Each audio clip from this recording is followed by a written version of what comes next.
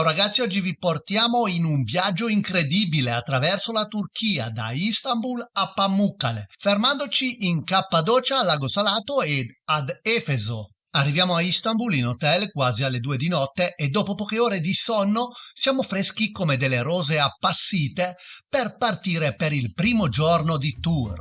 La prima tappa? Il magnifico palazzo di Topkapi. Vicino al palazzo c'è la Basilica di Santa Sofia che visiteremo dopo.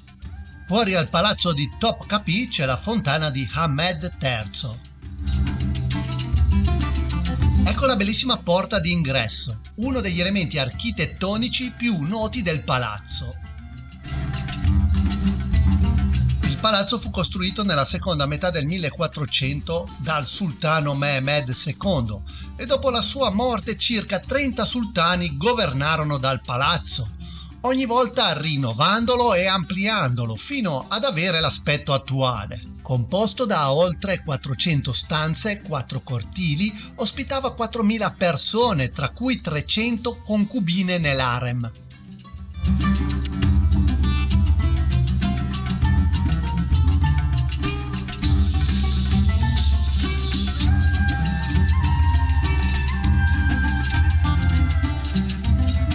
Qui vivevano le concubine e questa era la piscina.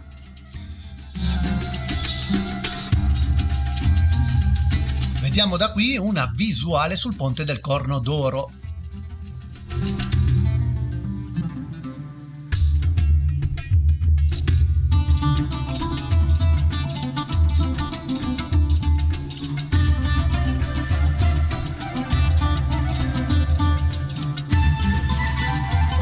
Questo diamante è di 86 carati ed è considerato il quinto più grande al mondo. Queste pentole giganti servivano per fare da mangiare agli abitanti del palazzo. Ed ecco un'esposizione di vestiti antichi delle persone che hanno vissuto nel palazzo. Nadia finalmente si è degnata di allacciarsi le scarpe che ogni 10 passi rischiava di inciampare. E adesso usciamo dal palazzo. Ma subito pronti ad entrare in Santa Sofia. Le donne devono avere il capo coperto e gli uomini pantaloni lunghi, non siamo mica a spiaggia. La storia di Santa Sofia è piuttosto movimentata. Dal 537 al 1453 è stata una cattedrale cristiana, poi con la conquista ottomana è diventata una moschea fino al 1931. Dal 1935 divenne museo e dal 2020 è tornata ad essere una moschea attiva. Quindi oggi possiamo solo visitare il secondo piano, naturalmente pagando un biglietto. Una cosa che ci colpisce subito sono i medaglioni appesi alle pareti che riportano il nome di Allah, Maometto, i suoi 2 nipoti e dei primi 4 califfi. Nelle pareti si possono ammirare ancora affreschi cristiani. Qui vediamo il Cristo Pantocratore con alla sua sinistra la Vergine Maria e alla destra Giovanni Battista. Questo ci fa capire quanto questa struttura sia stata al centro di culture e religioni diverse. E dopo aver visto Santa Sofia, adesso andiamo a vedere la stupenda cisterna d'acqua. Oggi è quasi vuota rispetto a secoli fa, per cui nessun pericolo di bagnarsi. Ma se fosse stata piena come una volta ci saremmo dovuti mettere la muta da sub per esplorarla. La cisterna fu costruita nel 532 dall'imperatore Giustiniano I e poteva contenere la bellezza di 80 milioni di litri d'acqua. Insomma, una piscina olimpionica al confronto sembra una pozzanghera. Dal 1453 l'acqua veniva utilizzata per irrigare i giardini del palazzo Topkapi, ma poi è caduta in disuso perché le leggi islamiche vietavano l'utilizzo dell'acqua ferma. Nel 1987 fu rivalutata e diventata un'attrazione turistica. Nel 2022 hanno persino aggiornato l'illuminazione per farla risplendere come si vede. Se vi guardate intorno noterete che non c'è una colonna uguale all'altra, sono state tutte costruite con pezzi riciclati presi da siti diversi. In totale ci sono ben 336 colonne. Abbiamo un certo languorino e allora andiamo a fare la pappa al ristorante Masal. Nadia si avventura tra gli antipasti, ma diciamo che i sapori sono un po' particolari per i nostri gusti. Però il pane turco buono. Poi ci sono questa specie di cannoli ripieni di formaggio che sono buoni ma praticamente impossibili da tagliare con il coltello. Alla fine abbiamo deciso di smettere di lottare e mangiarli con le mani. La portata principale è una specie di salsiccia, probabilmente un mix agnello e manzo con contorno. E per finire in bellezza il dolce tipico, il baklava. Dolce è dir poco, è praticamente una bomba di zucchero. E dopo esserci rifocillati visitiamo la moschea blu. Prima di entrare scarpe tolte e capo coperto per le donne. E appena entri capisci subito perché si chiama moschea blu. Le maioliche turchesi sono ovunque e danno tutto un'atmosfera incredibile, anche se a essere sinceri non è che sia tutto blu blu, ma ci accontentiamo. La moschea blu è stata costruita nei primi anni del 1600 dal sultano Ahmed I, proprio di fronte a Santa Sofia, quasi a voler sfidare la sua maestosità. 6 minaretti invece dei soliti 4. Un tocco di grandezza che ha fatto storgere qualche naso, visto che l'unica altra moschea con 6 minaretti era quella di La Mecca. Ma Ahmed ha risolto aggiungendo un 7° minaretto alla Mecca e così tutti contenti. Insomma, la Moschea Blu è uno di quei posti che non puoi saltare se vieni a Istanbul.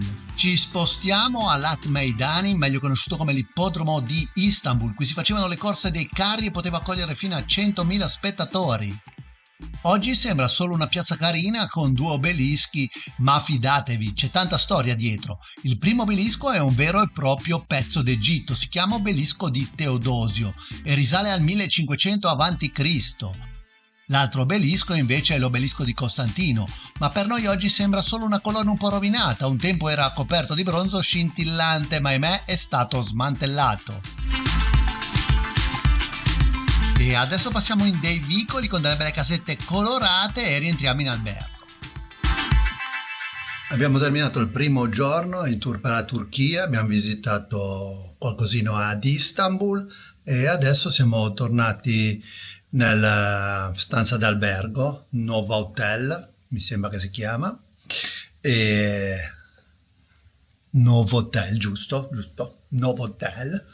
E niente, adesso vi faccio vedere giusto la camera dove siamo alloggiati per 3 notti. Stanotte, domani sera e dopodomani partiamo verso la Cappadocia. Allora, questa è l'entrata. La camera è bella spaziosa, abbiamo anche il divano, c'è anche una malata perché noi non ci facciamo mancare niente e Nadia è caduta nella doccia e adesso c'ha il culo rotto, Vabbè. E poi vabbè, questo è il divano, abbiamo la televisione, poi c'è anche un bel bagno con una bella doccia. Come vedete non c'è il gabinetto perché la cacca si fa fuori e ci si pulisce con le foglie. Sto scherzando, sono proprio scemo a volte. Ecco qua il gabinetto, non c'è il bidet, ma c'è lo spruzzino che te ci pulisci il sederino. Eccoci alla mattina del secondo giorno e andiamo verso il Gran Bazar. Passiamo a piedi davanti alla moschea di Bayezid II. Pensate, a Istanbul ci sono ben circa 3.000 moschee. Arriviamo in piazza Beyazid che a prima vista sembra tranquilla ma ha visto un bel po' di eventi drammatici nella storia della Turchia. Ed eccoci pronti per tuffarci al Gran Bazar, uno dei mercati più antichi del mondo, con 61 strade, oltre 4.000 negozi che attirano ogni giorno dai 250.000 ai 400.000 turisti, praticamente una città nella città. Comunque ragazzi, c'ho l'app perché mi trova ai gabinetti pubblici, ha funzionato anche benissimo qui nel Gran Bazar in Turchia e non mi sono fatto la pipì addosso, via.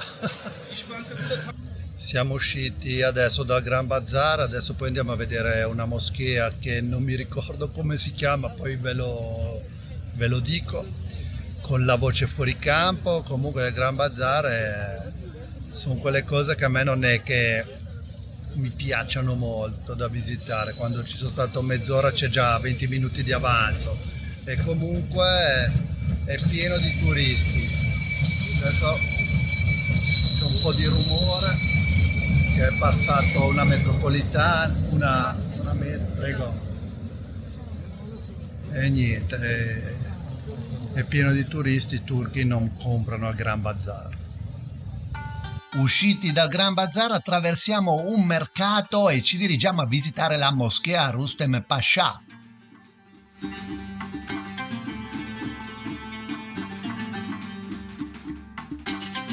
Meno imponente e grande di quelle imperiali, ma non per questa priva di valore. La chicca di questa moschea sono le splendide maioliche di Iznik del XVI secolo, presenti in gran numero sia esternamente che internamente.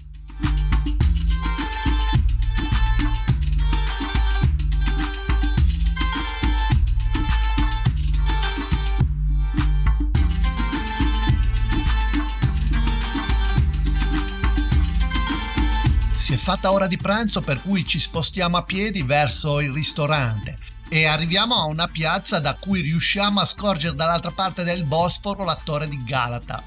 Da questa piazza vediamo anche la moschea di Rustem Pasha che abbiamo appena visitato. Ora ci aspetta un pezzo di ponte, poi scendiamo sotto dove si trova il nostro ristorante, il Galata Orfozbalik.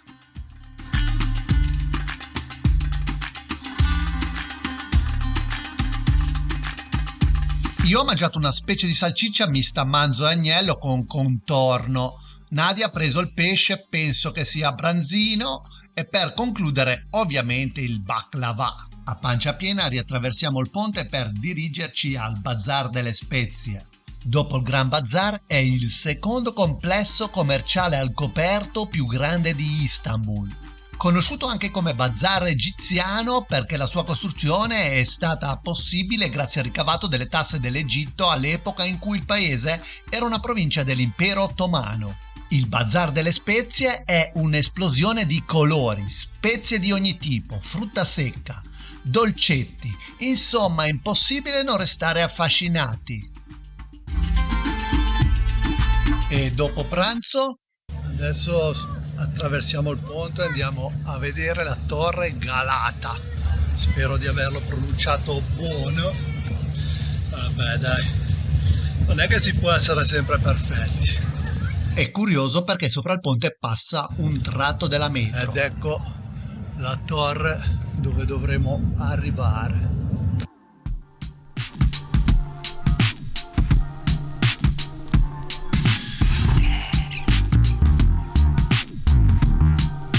Ok, siamo arrivati su vicino alla torre, non ci saliamo perché costa 30 euro a testa e poi abbiamo il tempo contato. La torre di Galata è stata costruita nel 1348, è alta 67 metri e nel 2020 è stata ristrutturata e riaperta come museo e punto panoramico di 360 gradi.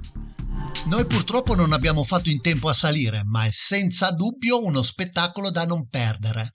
E rientriamo in hotel. È il secondo giorno e ultimo a Istanbul, finisce qua. C'è un po' di rumori del treno che passa sopra il ponte, spero che mi sentite. E domani mattina partiamo verso la Cappadocia con una tappa ad Ankara e una al Lago Salato. E questa è la vista della nostra camera, non proprio emozionante, ma ci accontentiamo. Così finisce il nostro secondo giorno in Turchia.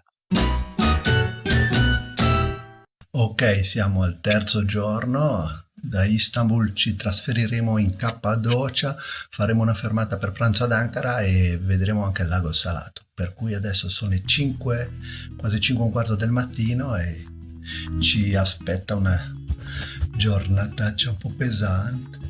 Arriveremo in Cappadocia verso le 7 di sera. Il sole non è ancora sorto e l'aria è ancora sonnolenta, ma a breve ci aspetta una bellissima alba.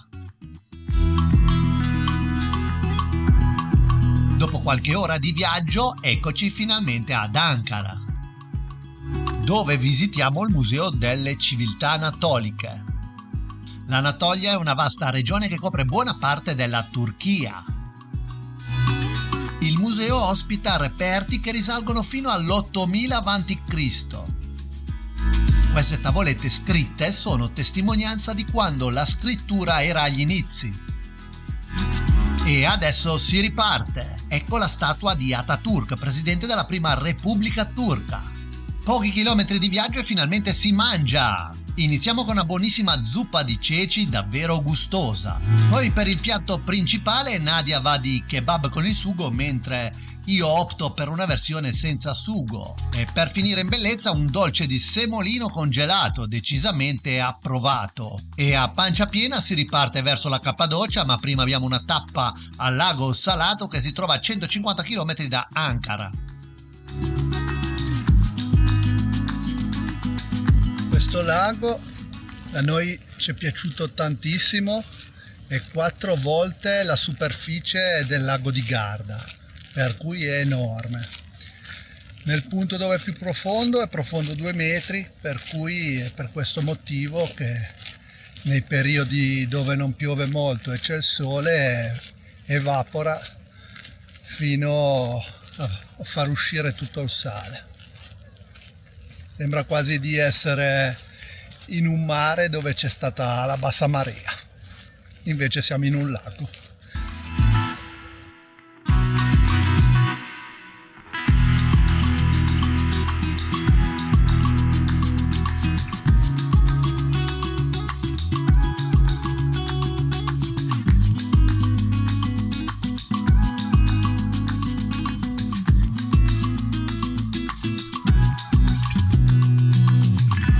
Ormai sera arriviamo in Cappadocia. Dopo 750 e abbondanti chilometri, la partenza stamattina da Istanbul, siamo arrivati in Cappadocia a Ürgüp, all'hotel Mustafa, e questa qua è la camera. Questo è il bagno. E questa è la doccia. Per fortuna la doccia non ha discalini, così Nadia può essere che non si inciampi. Sono le 6 meno un quarto del mattino e siamo sul pulmino, pronti per un'esperienza unica, sorvolare la splendida Cappadocia. Chi non ha mai visto almeno una foto di queste mongolfiere colorate sopra le valli della Cappadocia? Questa grigia che stanno gonfiando è la mongolfiera dove saliremo noi.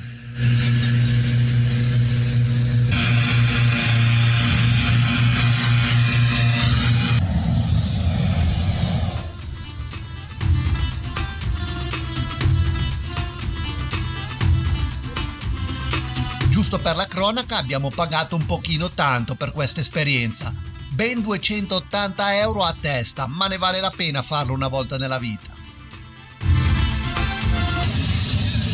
E si parte! Le mongolfiere volano solo una volta al giorno, solo se l'aviazione civile dà l'ok. Il vento deve essere sotto i 10 km/h, altrimenti niente volo. Qui le mongolfiere sono veramente grandi e possono trasportare fino a 28 persone. La Cappadocia è sicuramente uno dei posti migliori al mondo per volare con la mongolfiera.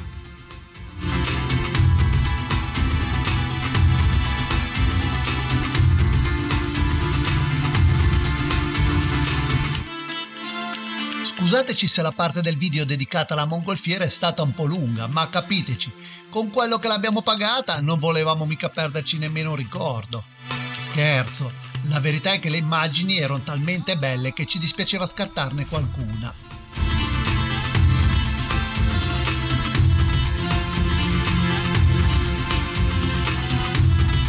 E alla fine del volo un brindisi. Dopo il volo in mongolfiera, eccoci al Parco Nazionale di Gorem. Un paesaggio che sembra uscito da un film fiabesco.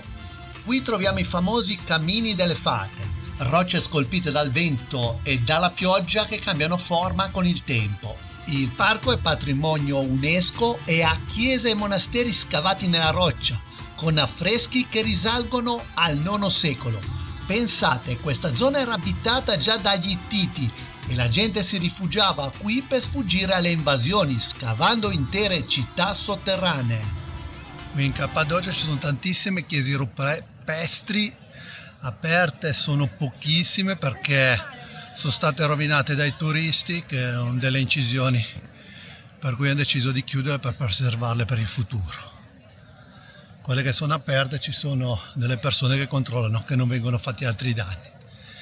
Video purtroppo all'interno di quel poche che sono aperte non se ne possono fare.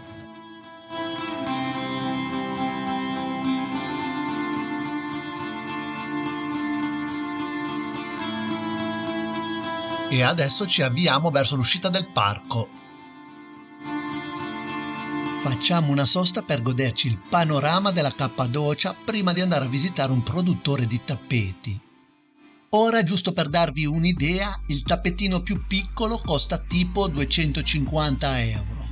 Quindi io e Nadia, da buoni liguri, ovviamente non abbiamo comprato niente.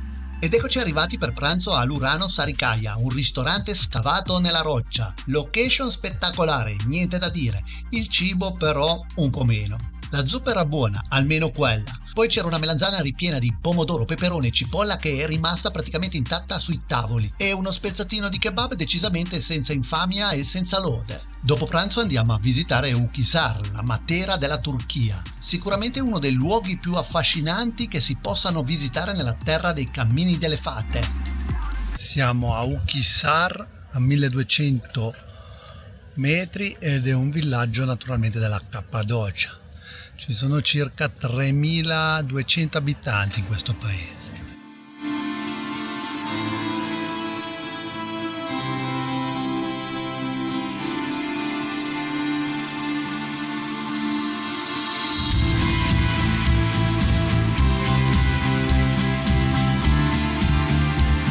Prima di ritornare in hotel facciamo due passi nel paese di Urgup.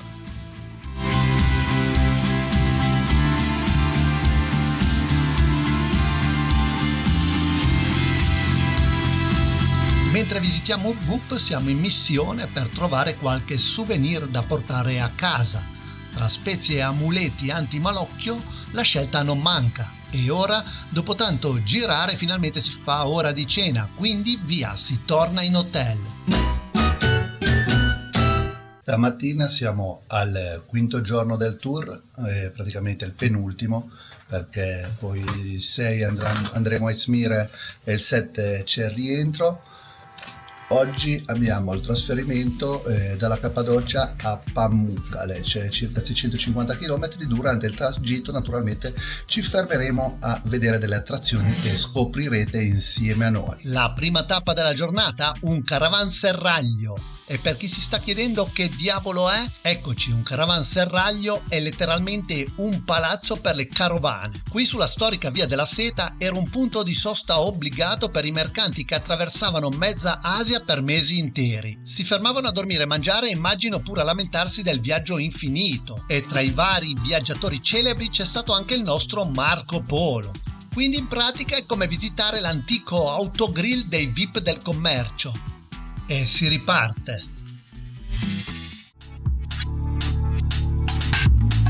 Ed eccoci alla città sotterranea di Saratli in Cappadocia.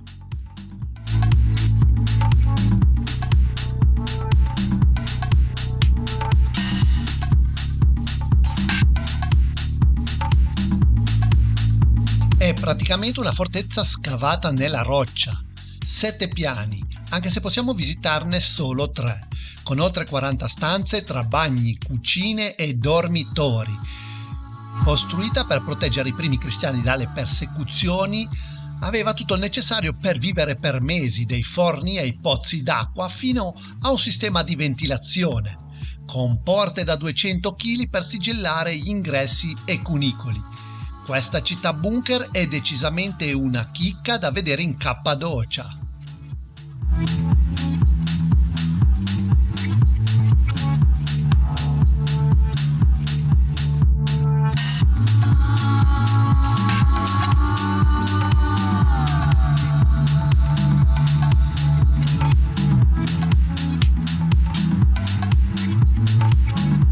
Dalla città sotterranea ci sono le donne del posto che vendono le loro bamboline fatte a mano, 5 euro l'una, molto molto carine. Ed eccoci di nuovo in marcia, prossima fermata pranzo. Ci aspetta una pizza turca con sopra qualcosa che assomiglia a un ragù di agnello, poi un bel kebab di pollo per tenerci leggeri e infine un dolce al cioccolato fondente che per quale strano motivo riesce ad essere dolcissimo lo stesso. E adesso siamo di nuovo in pullman e ci aspettano 4 ore abbondanti di viaggio prima di arrivare all'hotel a Pamukkale, ma in questo tempo non ci siamo assolutamente annoiati perché abbiamo ammirato questo splendido panorama della Turchia. Siamo arrivati all'hotel Colossae, vicino alle cascate di Pamukkale. Sono ormai le 7:10 e niente, vi faccio vedere la camera. Questo è un cesso, il bagno, cioè c'è la vasca. Diciamo che come vasca con la doccia possiamo dire che non è proprio il massimo. Come vedete non c'è il gabinetto, ce la dobbiamo fare addosso.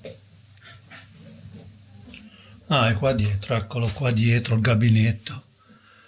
Dicevo dove cacchio andiamo a fare la cacca. E niente. E questa è la camera. Questa è la camera da letto. Carina e anche bella larga, c'è anche una scrivania gigante dove poter fare l'amore in modo alternativo. Vabbè dai, è meglio che chiudo la bocca.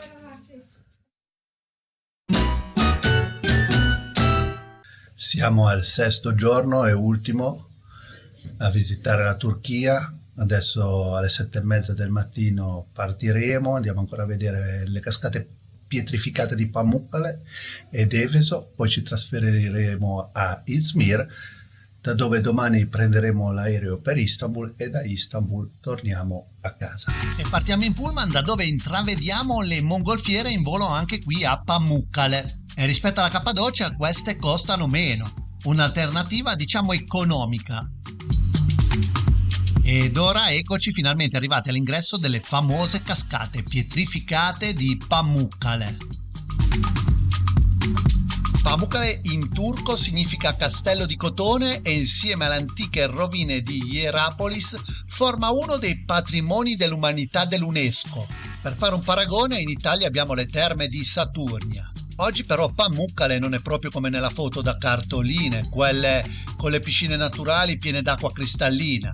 Colpa del XX secolo, quando ci hanno costruito sopra degli hotel, distruggendo anche parte delle rovine di Hierapolis e incanalando l'acqua calda per le piscine artificiali degli alberghi. L'UNESCO per fortuna è intervenuto, ha fatto demolire gli hotel e ha avviato un piano di recupero, perché le piscine si erano pure annerite per colpa dell'incoscienza umana. Un classico, no? E ora eccoci davanti all'antica piscina romana dove l'acqua è a 36 gradi. Dopo aver dato un'occhiata ci prepariamo per una breve camminata di circa 10 minuti, ovviamente in salita, perché le cose belle richiedono sempre fatica. Arriviamo finalmente al pezzo forte delle rovine di Hierapolis, il teatro romano. Ragazzi, tenuto benissimo e davvero spettacolare, altro che Netflix. Qui si godevano lo spettacolo con vista panoramica. Eccomi qua. Ok, finito visita Pamukkale. Eccoci a Efeso. Per quanto riguarda il cibo lasciamo perdere sempre lo stesso, quindi salto direttamente alla parte interessante. Ci infiliamo nel museo Efeso Experience, dove ci raccontano la storia della città con un mix di 3D e proiezioni a 360 gradi. E che dire delle audioguide, ci sono in tutte le lingue, un progetto davvero ben fatto. Appena entrati, boom, il bellissimo teatro romano, una vera chicca. Ora ci addentriamo tra le rovine di quella che fu un ricco e famoso centro commerciale, nonché capitale della provincia romana d'Asia dal 129 a.C.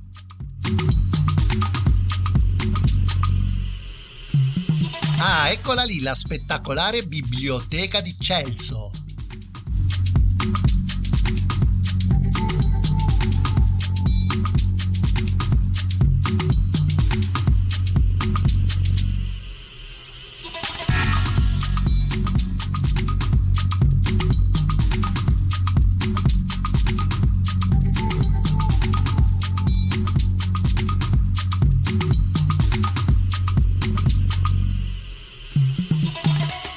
Andiamo in bellezza con rullo di tamburi, tutta l'agilità di Nadias. Standing ovation, please. Dopo Efeso ci fanno fare una tappa in un negozio di pelletteria, ma tranquilli, ve lo risparmio, direi che possiamo saltare direttamente all'arrivo in hotel a Izmir. Siamo arrivati ad Izmir, all'Hotel Hilton, e qui finisce il nostro viaggio, questo nostro piccolo viaggio in Turchia. Adesso vi faccio vedere giusto la camera di questo hotel gigantesco. La camera è, anche se è standard, è molto grande. C'è un letto che stasera potremmo dormire io e 3-4 signorine tranquillamente, senza neanche toccarsi. Abbiamo una televisione piccolina, a parte gli scherzi, e anche il bagno. Il bagno è gigante, c'è una doccia che va bene anche per gli invalidi. Questo qui è il lavabo, e poi vi faccio vedere un attimo cosa si vede fuori dalla finestra, e non sembra neanche la Turchia.